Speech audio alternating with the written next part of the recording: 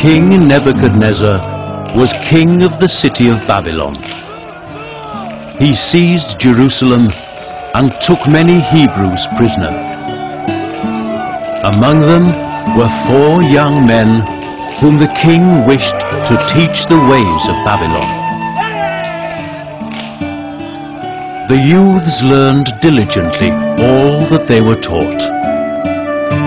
Nebuchadnezzar was very pleased, and he allowed them to live in his palace.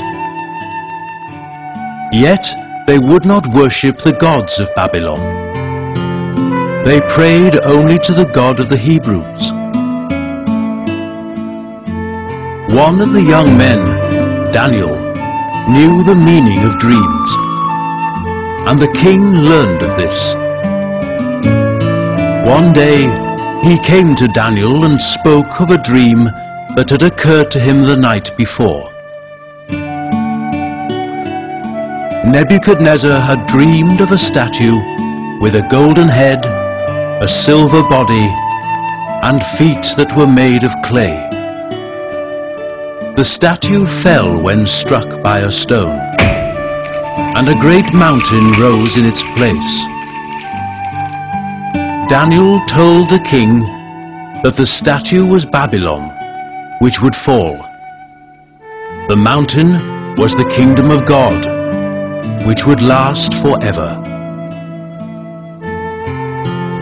Nebuchadnezzar ordered a golden statue to be made in his own image, which everyone was to worship. When his subjects heard trumpets blaring, they were to fall on their knees. Everyone cast themselves down on the ground, but Daniel and his friends would not worship the false idol. The king was furious.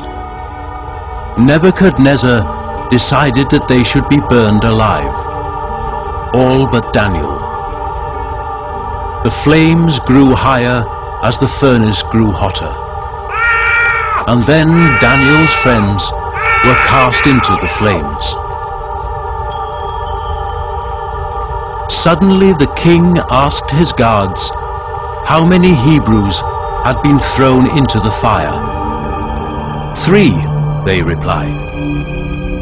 But I see 4 men, the king cried. For an angel had come to protect the 3 men. Nebuchadnezzar ordered that they be set free and honored them greatly.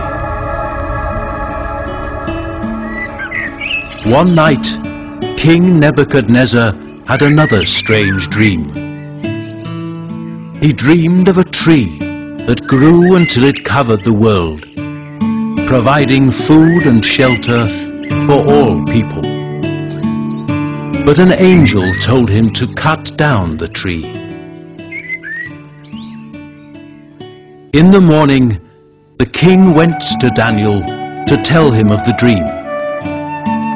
What does it mean? He asked. You are the tree protecting your people.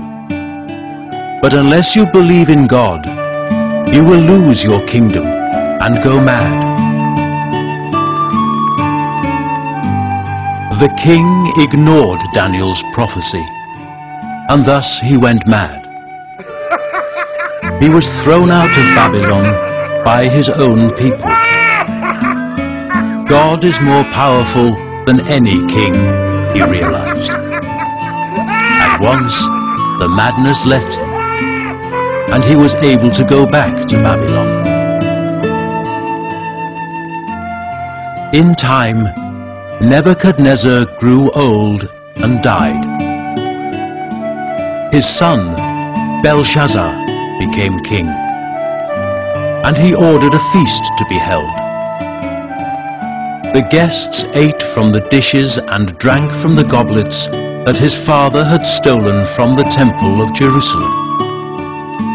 Suddenly, a ghostly hand appeared out of the air and wrote a message on the wall. Belshazzar was greatly afraid. He asked Daniel what the message meant. Daniel told him that he had offended the Lord, and that his kingdom would fall to his enemies. That night, the king was murdered in his sleep. Darius was declared king. He made Daniel the ruler over all his governors. These officials were jealous of him, so they presented Darius with a new law, which he signed, forbidding all worship for 30 days on pain of death. Daniel could not obey this law because of his faith in God. So he was brought before Darius by his enemies. The king was forced to order his death. The prisoner was cast into the lion pit. But that night, King Darius prayed for his life. In the morning, Daniel was alive and well, unharmed by the lions. He told Darius that an angel had saved him. For their wickedness, the false governors were thrust into the pit, and they were torn to pieces by the lions. Then Darius decreed that all his people were to worship the one God.